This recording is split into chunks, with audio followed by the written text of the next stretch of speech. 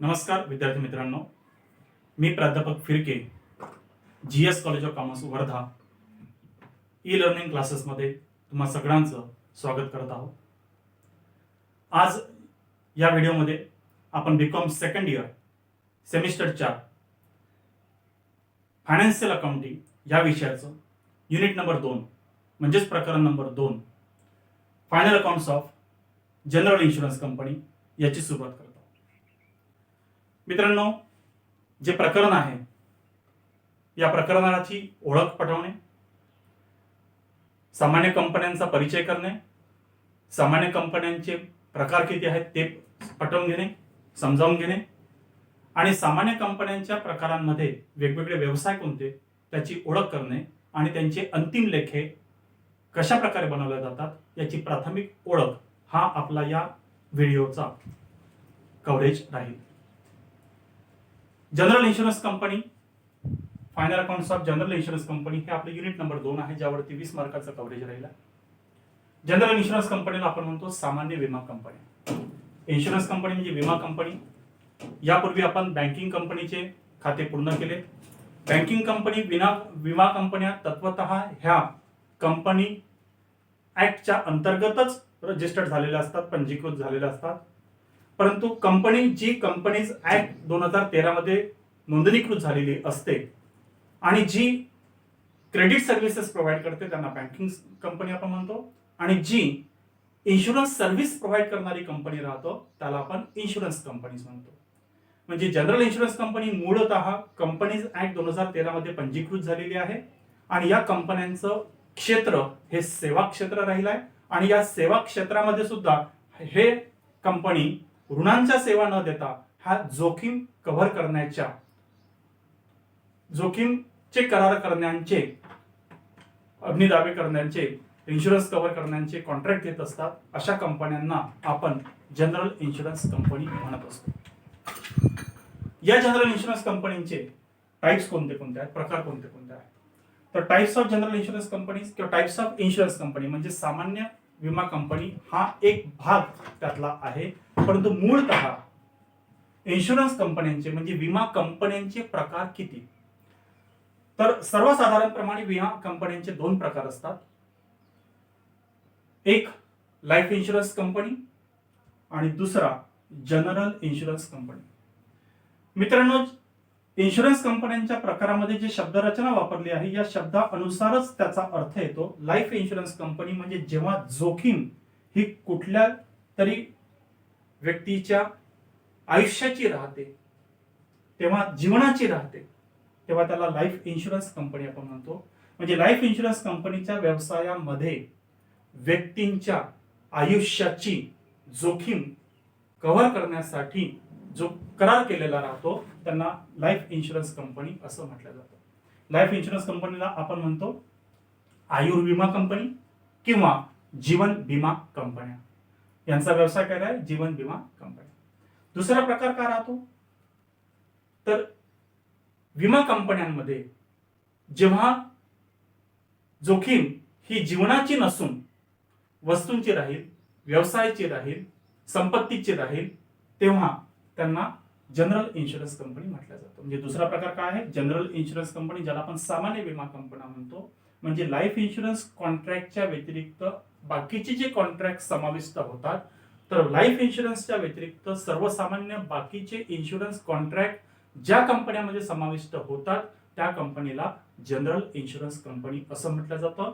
यालाच मराठीमध्ये आपण म्हणतो सामान्य विमा कंपनी.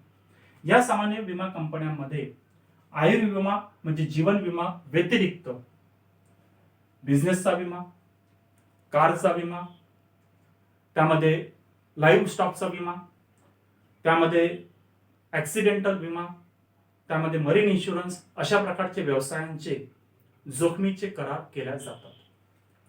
ही झाली इन्शुरन्स कंपन्यांची वर्गीकरण, लाईफ इन्शुरन्स आणि जनरल इन्शुरन्स. या 2 कंपन्यांच्या प्रकारांपैकी आपल्या अभ्यासक्रमामध्ये जो आपल्याला अभ्यासासाठी विद्यापीठाने नमूद केलेल्या अभ्यासक्रमामध्ये कुठला संवर्ग आहे? तर आपल्याला आपला टॉपिक आहे final accounts of general insurance company. याला GIS म्हणतो आपण, जनरल इन्शुरन्स कंपनी, GIC. तर जनरल इन्शुरन्स कंपनी GIC चे फायनल अकाउंट्स कसे बनवायचे, LIC चे नाही, लाईफ इन्शुरन्स कंपन्यांचे नाही. लाईफ इन्शुरन्सचे फायनल अकाउंट्स हे वेगळं प्रकरण होतं आणि जनरल इन्शुरन्स कंपनीचे फायनल अकाउंट्स हे वेगळं प्रकरण होतं. म्हणून प्रकरणाला सुरुवात करण्याच्या आधी त्याचं कन्सेप्ट, त्याचं संकल्पना आपल्याला समजली पाहिजे. म्हणजे या प्रकरणामध्ये आपल्याला जनरल इन्शुरन्सच्या जोखमीचे करार कसे केले जातात आणि ही कंपनी जी जोखमीचे करार स्वीकृत करते अशा कंपन्यांचे अंतिम लेखे कसे बनवले जातात याची आपल्याला अकाउंटिंग ट्रीटमेंट या चॅप्टर मध्ये करून घ्यायची आहे. तर जनरल इन्शुरन्स कंपनी म्हणजे जीवन विमाच्या व्यतिरिक्त सर्वसामान्य जोखमीची करार करणारी कंपनी. आता यामध्ये पुन्हा दुसरा प्रश्न निर्माण होतो की जनरल इन्शुरन्स कंपनीचे वेगवेगळे व्यवसायाचे संवर्ग कोणते, types of business of general insurance, आणि हे समजणं आपल्याला जास्त गरजेचं आहे. कारण की फायनल अकाउंटचा सरळ संबंध या व्यवसायाशी संबंधित आहे. जेवढे व्यवसाय तेवढ्या प्रकारचे रेव्हेन्यू अकाउंट बनवले जातील आणि एकच व्यवसाय तर एकच रेव्हेन्यू अकाउंट बनवलं जाईल. म्हणून किती खाते बनवायचे याचा निर्णय घेण्यासाठी आपल्याला गणितामध्ये प्रकरणामध्ये जी इन्शुरन्स कंपनी दिलेली आहे ती जनरल इन्शुरन्स कंपनी किती व्यवसायाचा करार करते हे ओळखणं आपल्याला गरजेचं आहे. सर्वसाधारणपणे व्यवसायाच्या नुसार जनरल इन्शुरन्स कंपन्यांचे किती प्रकार होतात, तर जनरल इन्शुरन्स कंपन्यांचे 4 वर्गीकरण आपल्याला केलेले असतात. त्यातला पहिला प्रकार असतो अशी जनरल इन्शुरन्स कंपनी जी फायर इन्शुरन्सच्या कॉन्ट्रॅक्टला ऍक्सेप्ट करतो अशा इन्शुरन्स कंपन्यांना आपण म्हणतो फायर इन्शुरन्स कंपनीज किंवा fire insurance business. Fire insurance बिझनेसला आपण मराठीमध्ये म्हणतो अग्नि विमा कंपन्या. म्हणजे फायर झाल्यानंतर फायरमध्ये जेवढं नफा नुकसान झालेलं आहे या नुकसानांचा दावा, ह्या जोखमीचा करार जेव्हा कंपनी सोबत केला जातो त्या व्यवसायाला, त्या कराराला आपण म्हणतो फायर इन्शुरन्स कॉन्ट्रॅक्ट, विमा अग्नि कॉन्ट्रॅक्ट. दुसरा संवर्ग जो आहे तो व्यवसायाचा तो आहे मरीन इन्शुरन्स. शब्द नवीन आहे, स्पेलिंग लक्षात घेऊन घ्या, MARINE, मराईन. याला मरीन म्हणतात किंवा मॅराईन म्हणतात. मराईन इन्शुरन्स बिझनेस म्हणजे त्याचा मराठीमधला अर्थ असतो समुद्रिक विमा. आता याचा अर्थ मराठीमध्ये घेतल्यानंतर तुम्हाला क्लिक होत असेल. समुद्रिक विमा म्हणजे समुद्र मार्गाने जेव्हा जहाजाच्या माध्यमाने आपण सामानाची दळणवळण करतो, हे दळणवळण होत असताना हवामान खात्याचा जर का आपण अचूक अंदाज नाही घेतला आणि जर का सुनामी सारखे प्रलय जर का आले आणि कुठल्या प्रकारचं जर का वादळ जर का आलं आणि त्या वादळामध्ये जर का त्या जहाजाचं बुडालं समजा जहाज, तर जहाज बुडून जो नुकसान होतो या नुकसानाची भरपाई करण्याकरता जो विमा करार केला जातो या विमा कराराला आपण म्हणतो सामुद्रिक विमा करार किंवा मरीन इन्शुरन्स. म्हणजे समुद्र मार्गाच्या जहाजाच्या माध्यमातून होणाऱ्या दळणवळणाच्या जोखमीला कव्हर करण्याकरता जो विमा उतरवला जातो त्याला म्हटलं जातं मरीन इन्शुरन्स. आग लागल्यानंतरचा इन्शुरन्स फायर इन्शुरन्स, समुद्र मार्गाचा इन्शुरन्स मरीन इन्शुरन्स. हे 2 शब्द लक्षात आले. तदनंतर तिसरा जो संवर्ग आहे तो म्हणजे ऍक्सिडेंटल इन्शुरन्स बिझनेस. ऍक्सिडेंटल म्हणजे कुठल्याही प्रकारचा अपघात, तो ट्रान्सपोर्ट रोडवरती असेल, तो फॅक्टरी मधला असेल किंवा तो अजून नैसर्गिक आपत्तीचा असेल, कुठल्याही स्वरूपाचा अपघात, अर्थक्वेक राहू शकतो, त्यानंतर एखादा स्फोट होऊ शकतो, त्यामध्ये एखादं गाडीचं नुकसान होऊ शकते, वाहनाचा अपघात होऊ शकतो. कुठल्याही प्रकारच्या नैसर्गिक अपघाताला, नुकसानीला कव्हर करण्याकरता जो विमा करार केला जातो त्याला म्हटला जातो ऍक्सिडेंटल इन्शुरन्स बिझनेस. मराठीमध्ये त्याचा अर्थ आहे अपघात विमा. आणि चौथा जो प्रकार आहे, चौथा जो व्यवसाय आहे, हा चौथा व्यवसाय ज्याचं नाव आहे मिसेलिनियस इन्शुरन्स बिझनेस, ज्याला मराठीमध्ये आपण म्हणतो किरकोळ व्यवसाय. याची परिभाषा जर का करायची असली तर व्यवसाय जो पहिल्या 3 प्रकारामध्ये मोडत नाही, म्हणजे तो फायर इन्शुरन्सचा प्रकार नाही आहे, तो मरीन इन्शुरन्सचा प्रकार नाही आहे आणि तो ऍक्सिडेंटल इन्शुरन्सचाही प्रकार नाही आहे. पहिल्या 3 प्रकाराच्या व्यतिरिक्त जर का चौथा कुठला करार कायदा होत असला तर अशा प्रकारच्या करारांना आपण किरकोळ विमा करारांमध्ये अंगीकृत करतो, समावेश करतो. म्हणून याला म्हटलं जातं जनरल इन्शुरन्सचा चौथा प्रकार मिसेलेनियस इन्शुरन्स बिझनेस. 4 प्रकार लक्षात आले. फायर इन्शुरन्स म्हणजे अग्निविमा, मरीन इन्शुरन्स म्हणजे समुद्री विमा, ऍक्सिडेंटल इन्शुरन्स म्हणजे अपघात विमा आणि जो 3 मध्ये मोडत नाही तो सर्वसामान्य मिसेलेनियस इन्शुरन्स म्हणजे किरकोळ विमा. दिलेलं गणित वाचन केल्यानंतर त्या गणितामध्ये व्यवहार कुठल्या कुठल्या व्यवसायाशी निगडित आहेत हे समजून घ्यायचं असते. हे समजून घेण्यासाठी इथे आपल्याला क्लेम्स पेड, ज्याला आपण दावे म्हणतो, किंवा प्रीमियम रिसिव्ड,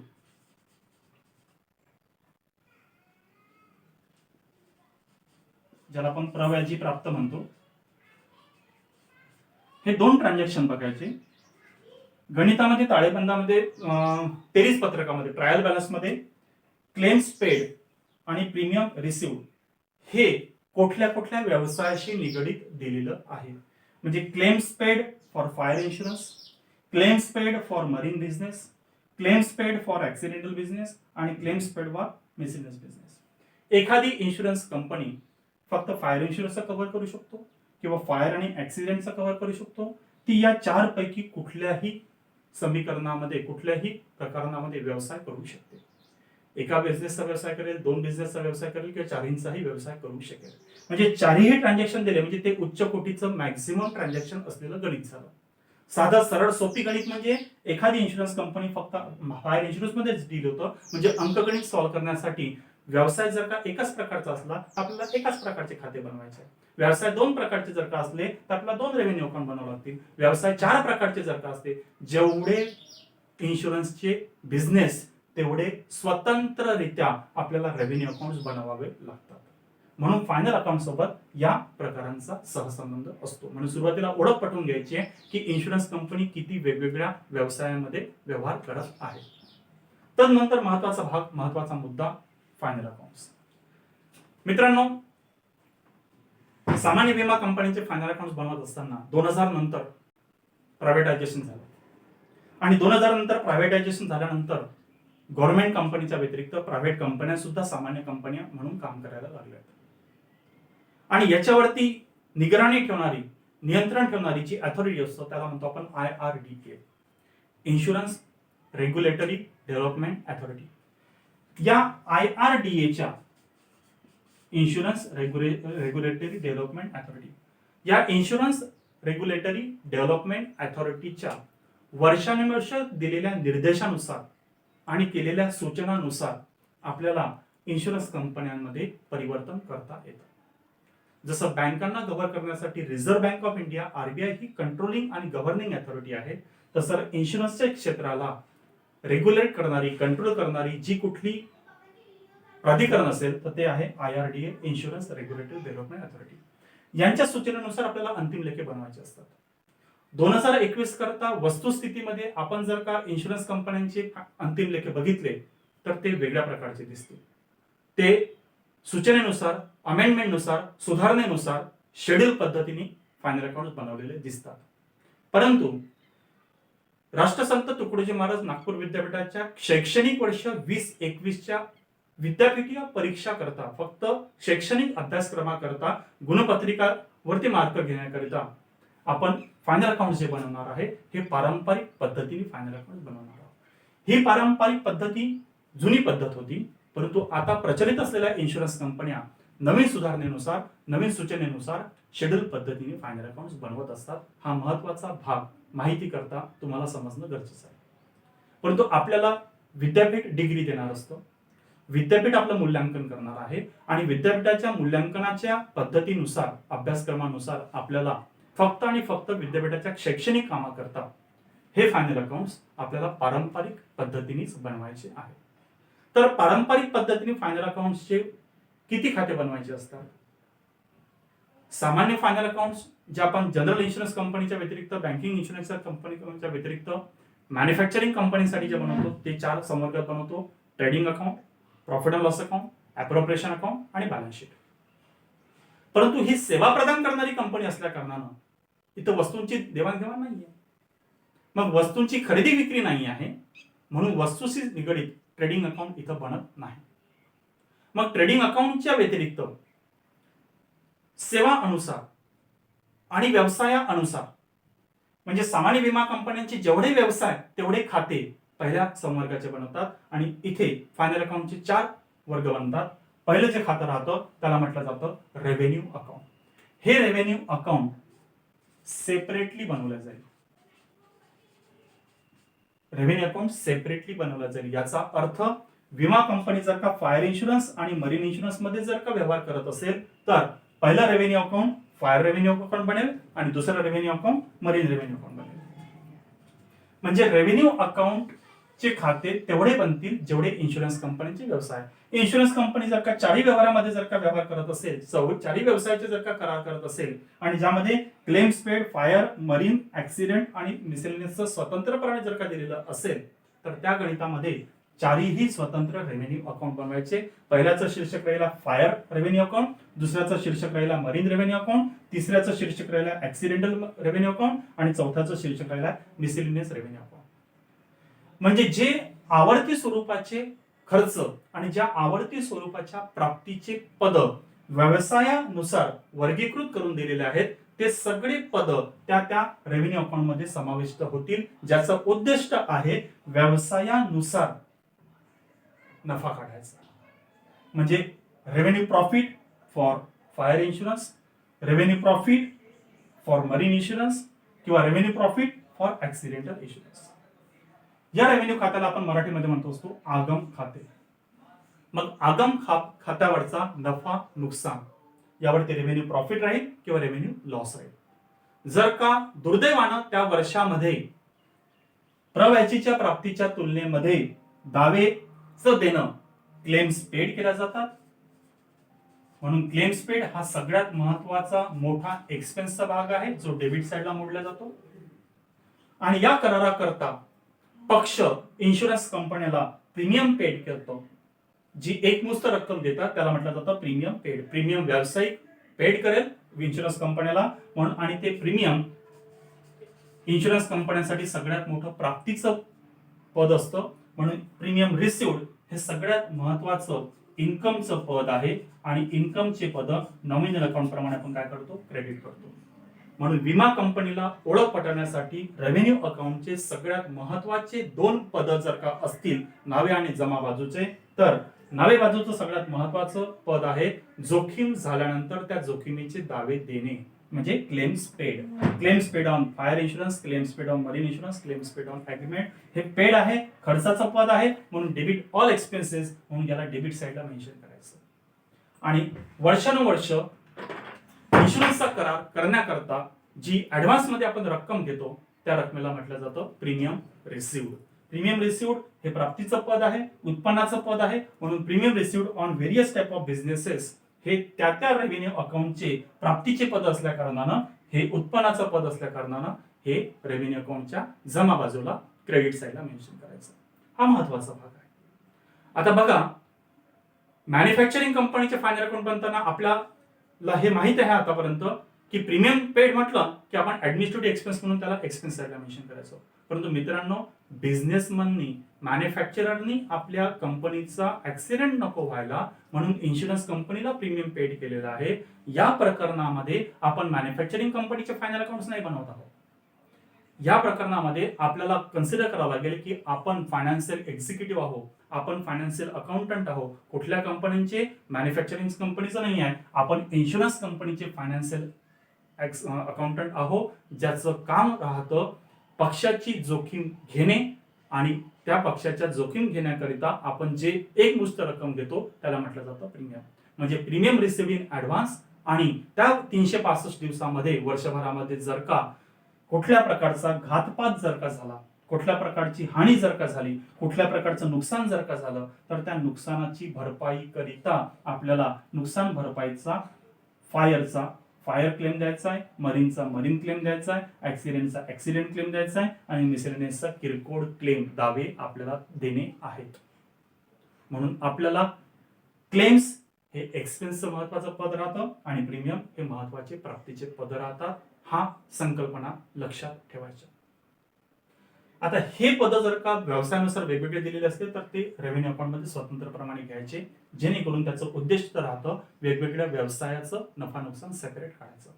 मग रेव्हेन्यूचं नफा नुकसान आपण ट्रान्सफर करू सेकंड लेजर अकाउंटला, सेकंड टाइप्सला, ज्याचं नाव आहे प्रॉफिट अँड लॉस अकाउंट. इथून बाकीची रचना सामान्य मॅन्युफॅक्चरिंग कंपनी सारखी सेमच आहे, फक्त ट्रेडिंग अकाउंटच्या ऐवजी इन्शुरन्स कंपनीमध्ये आपण रेव्हेन्यू अकाउंट बनवतो. रेव्हेन्यू अकाउंटचं जे आउटपुट राहिलं ते राहिलं रेव्हेन्यू प्रॉफिट और रेव्हेन्यू लॉस, आणि रेव्हेन्यू प्रॉफिट और रेव्हेन्यू लॉस सेकंड लेजर अकाउंटला म्हणजे प्रॉफिट अँड लॉस अकाउंटला ट्रान्सफर करायचा आहे. प्रॉफिट अँड लॉस अकाउंटला आपण म्हणतो नफा तोटा खाते. इथे सुद्धा सामान्य आवर्ती स्वरूपाचे खर्च आणि सामान्य आवर्ती स्वरूपाचे प्राप्तीचे पद कन्सिडर करायचे आहे, आवर्ती स्वरूपाचे.